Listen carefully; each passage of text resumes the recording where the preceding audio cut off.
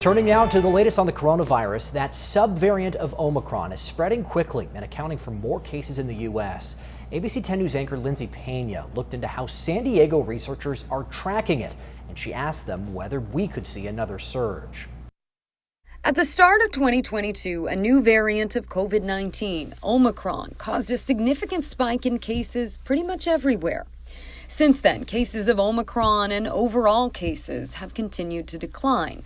Scientists, though, are now seeing a new subvariant of Omicron called BA.2 pop up, first in other parts of the world. Because in Europe, in the UK, it started to grow increasingly there, and it's been associated or correlated with an increase of cases in these countries. Alexander Bowles is a senior staff scientist and infectious disease expert at Helix.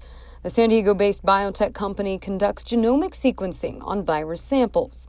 According to their most recent data, BA.2, which was accounting for about 30% of cases just last week, is now the dominant strain in most parts of the country, including California. And now we think it's between 50 to 70% in many states in the U.S. Bowles says right now the new strain appears very similar to the original. It seems a little bit more transmissible, so more contagious.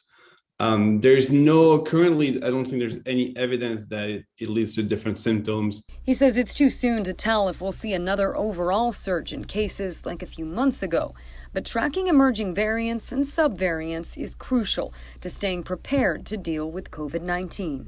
Like everyone that's working on treatment or vaccines is obviously very interested as soon as there's a new variant to understand how their vaccine or treatment works against that variant. Lindsay Pena, ABC 10 News. Scientists say current vaccines do appear to remain effective against this new subvariant of COVID, BA.2.